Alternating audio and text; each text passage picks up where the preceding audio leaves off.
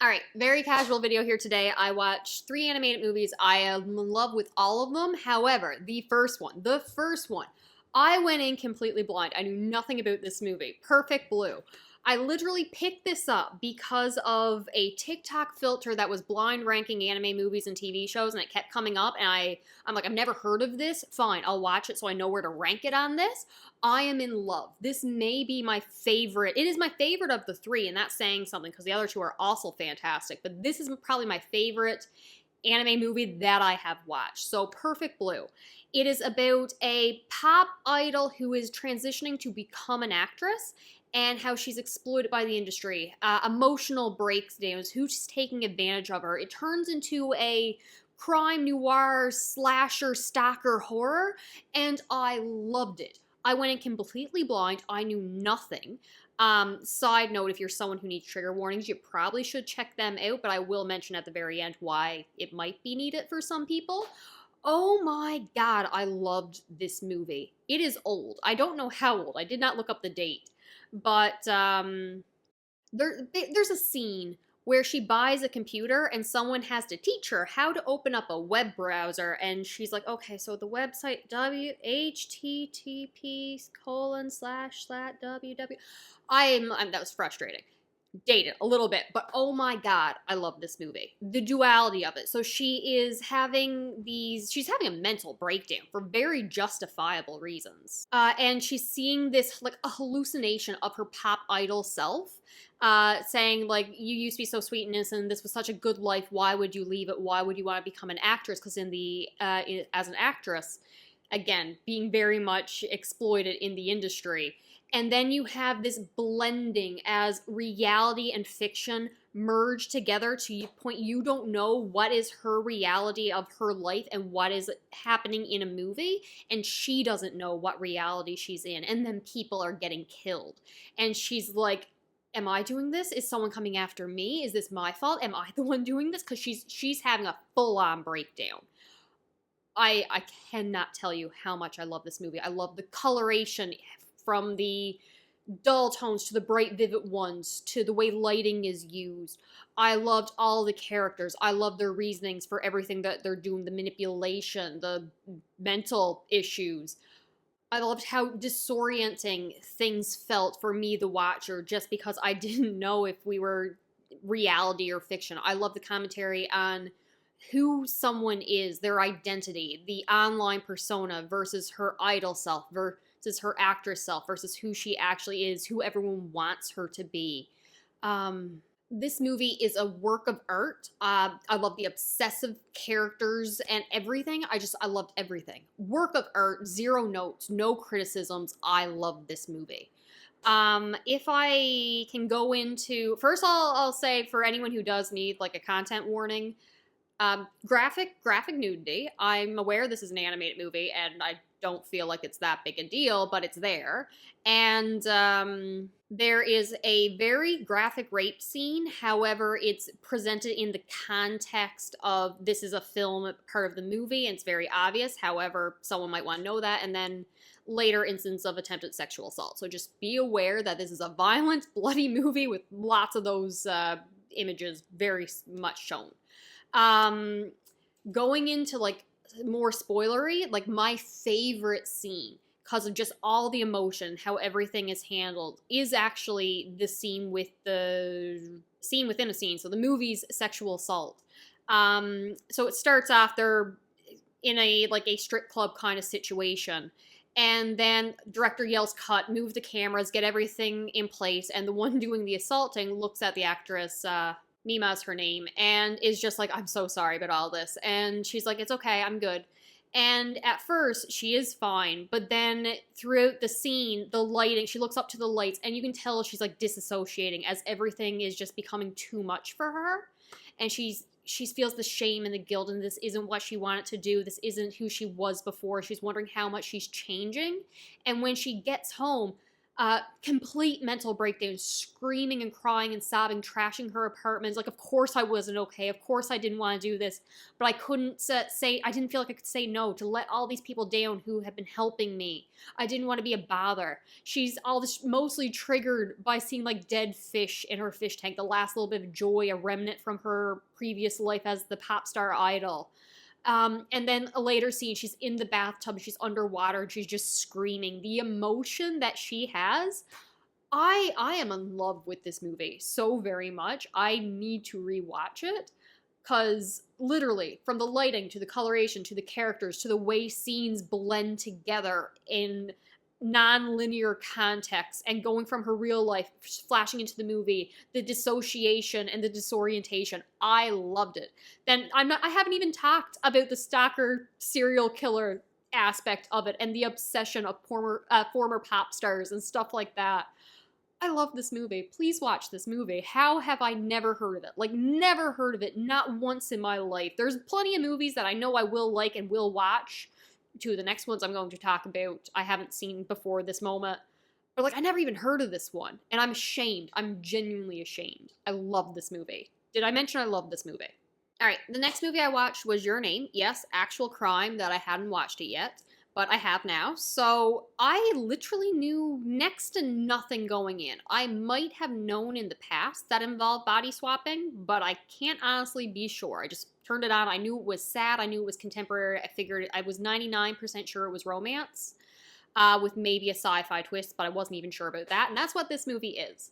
And I did enjoy it. I was looking for a movie to make me cry, and this one didn't do it, but I think that's just because the plot and story and vibes of it weren't really my vibes, so not really my personal taste for a movie. But it was definitely good, definitely highly, very much emotional. So you have the two characters, and they wake up in each other's bodies. So you have a teen girl from the middle of nowhere rural area and a teen boy from Japan. She just wants to have a life outside of this town, wants to go to fancy cafes, wants to see more and do more than what's offered in this town. He's trying to get by with social situations and his work life and a career in the future, and he's working towards all that. And then they just wake up in each other's bodies. And they're all confused. At first they think they're dreaming, but it keeps happening. And people in their life, I love that everyone around them is just like, you were not yourself yesterday. What happened? And they're just like, what do you mean? What did I do? What did I say? And they don't believe the stories people are telling them of what they did the day before. So then they realize, oh crap, this is actually happening. I'm in someone else's body and they're in mine. So they are leaving messages on this calendar and notes app on their phone with rules. Okay, this is what we did today. This is what happened. This is who I talked to. Rules, don't do this. You can't say this, can't do this. Don't take a bath, obviously. And then they're getting frustrated with each other and writing on each other's face and arms like, stupid, idiot, stop being so full of yourself. And you slowly see them, like, how they're acting in each other's bodies and learning from each experience and growing to come to appreciate each other and wanting to help each other. And of course, they fall in love and they know each other so well.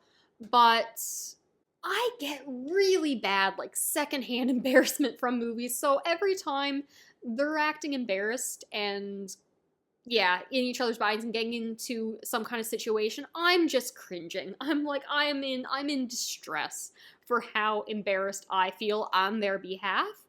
And that was just a factor that led me to not really enjoying the first half of the movie.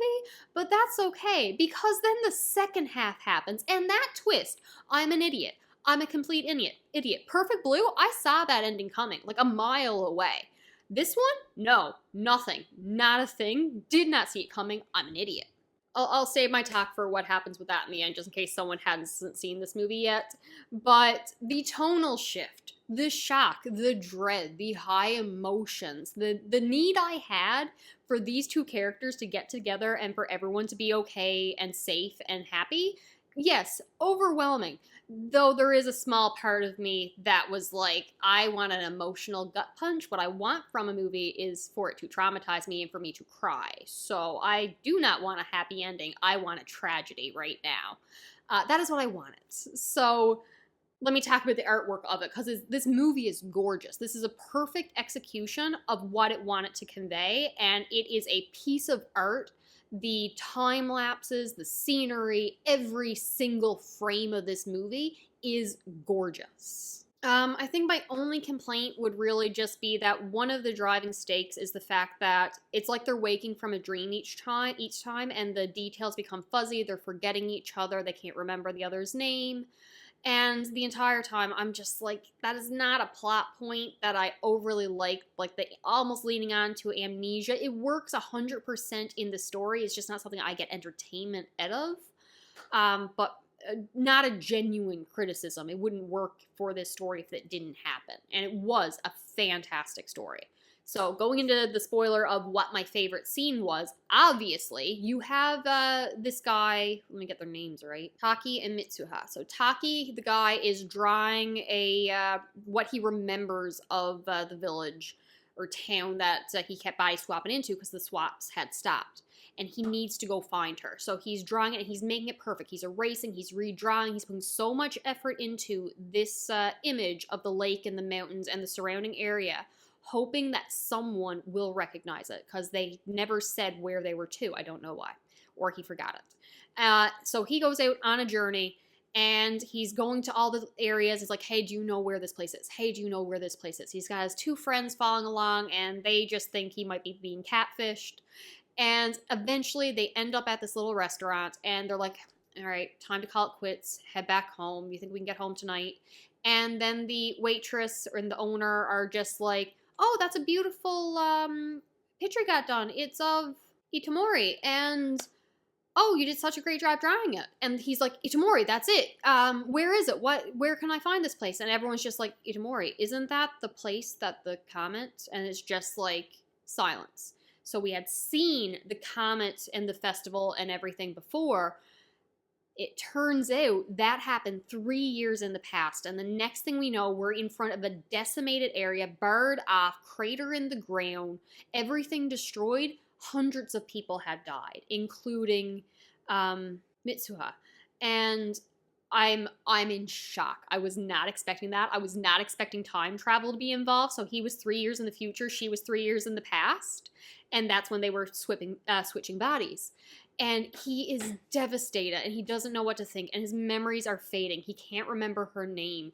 And then he remembers that the little charm that he's been wearing from 3 years ago, this girl he had met on the train, was her. She had went out to see him, but he didn't know her yet. Oh my God. So he's journeying up to the mountains, sleeping in the cold to get to this shrine that he had visited when she was in his body, or when he was in her body. And he drinks the sake that they had left there, knowing that it was a piece of her, allowing the switch back to go back into her body and back in time, seeing everybody who he had grown to love and know still alive, and warning the town. He has to warn everyone to get away before this comet strikes. And then he goes back up to the shrine the same time that her and his body wakes up, because now she's recognizes the surroundings, like, what's he doing all the way out here? And they meet on top of a mountain at the perfect time to finally see each other. First, they're sensing each other as they're running around, and then they can see each other, and they're like, let's write each other's names on each other's hands so we don't forget each other again. And they're in love, and it's beautiful. And he doesn't write his name on her hand.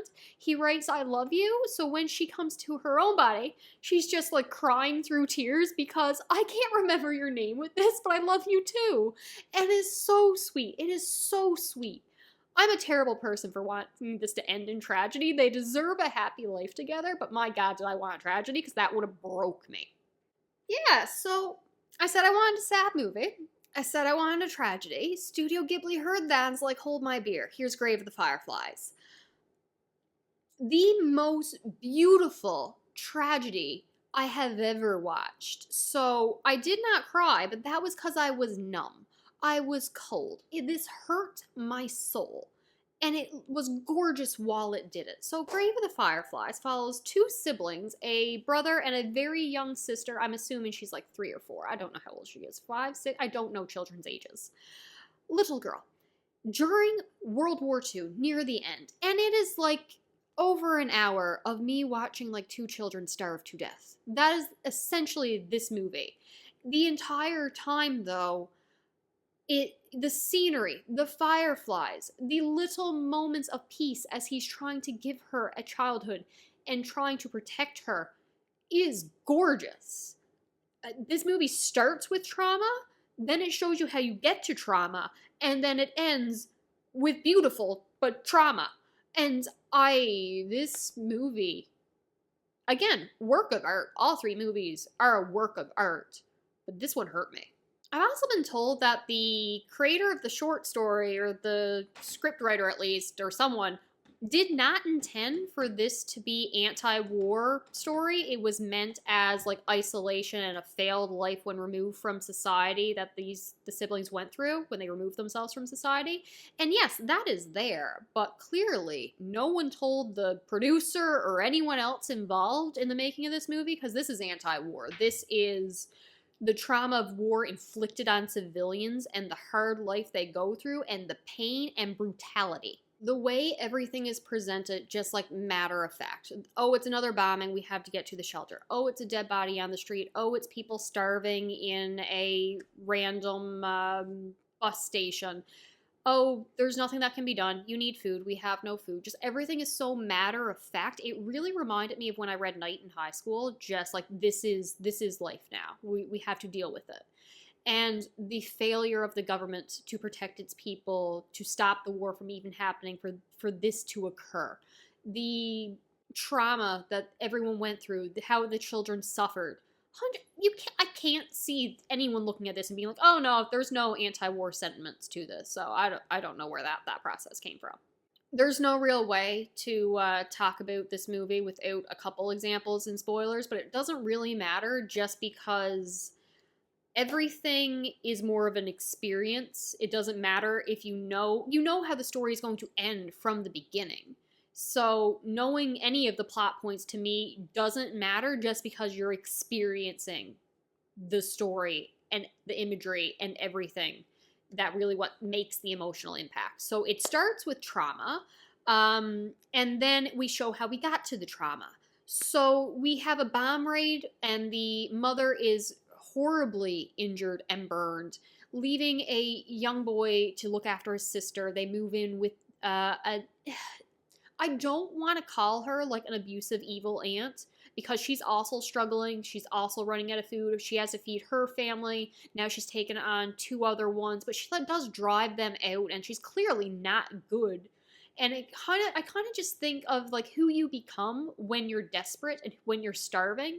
And she's like, well, my daughter is working here. My son is working here. My husband is doing this. We're all contributing to the country while you're just a freeloader in our home, despite the fact I made you sell off your most prized possessions, the only things you had left from your mother, to buy us more food. And there's not really anything you can do. You're looking after your sister, but all she does is cry at night. And she's not good, but she's also in pain and desperate and in a very bad situation. We don't like her, but I can almost understand why she's saying some of the things she's saying. It's not good. I'm not excusing it. I don't like her, but I don't want to be angry given the situation. So eventually they're like, peace out. You're not treating us well. We'd be better off on our own. They go to abandoned bomb shelter, and they just make this their home. And he is doing everything he can to shield her from knowing that their mother has passed, from not knowing where their father is, from not knowing where their next meal is going to come from. He makes her a swing so she can swing and play. He takes her to the beach previously. And when she comes across a dead body, she's like, is he sleeping? Oh, don't look at that. Just come this way. I'm going to teach you to swim when we get older. Just deflecting the trauma around her and just hoping for a better tomorrow. And we know it's never going to come. He spends the last of his money, the only thing they have left, the only money they have left, he withdraws to buy like watermelon and the last food he can get, knowing this is either going to save her life because she's literally starving to death. What started off as like what we think is heat rash turns into scabs and scars and blisters, and we see her ribs, and she's literally malnutrition, starving, can't go on. And he uses the last money to buy the food that's either going to save her life or be her last meal. And she's like, why don't you take the food? I don't need any food. You stay with me. I don't want you to leave. I am traumatized and heartbroken. I think I'm starting to cry more talking about this than I was during the movie, because I was just cold and dread and empty, and it was painful. The symbolism is not subtle. You have them in the dark bomb shelter, and she's saying, I'm scared, I don't want to go in there, it's dark. I'm gonna wait for you. He's like, how about we catch some fireflies? And they fill the cave thing with fireflies, and it's beautiful and it's magical, and she's happy. And then they wake up, and all the fireflies are dead. So she's burying them in a little grave, saying, why do fireflies die so soon? And she's telling him that the aunt told her about the mother dying. So she's not really asking about the firefly, she's asking about her mom. And he's just like, we'll go see her grave. And like, Beauty in the World, gone too soon. It's all heartbreaking. This is a heartbreaking film, and it's gorgeous. It is so gorgeous, like beautifully animated. And it's that juxtaposition. It's that juxtaposition of the beauty of everything that he's trying to give her, the horrors of war, the knowing that this is all leading to trauma. Oh God, everyone should watch this movie. Probably just once. I don't know what to say if you watch this movie multiple times. Good luck to you. So those are the 3 works of art that I watched recently. Absolute delight. Perfect Blue was still my favorite. Grave of the Fireflies was 2nd place, and Your Name was 3rd, but all perfect. All excellent, well-adapted executions of what they were trying to portray, and I recommend them all, obviously. All right, I will talk to you later. Bye.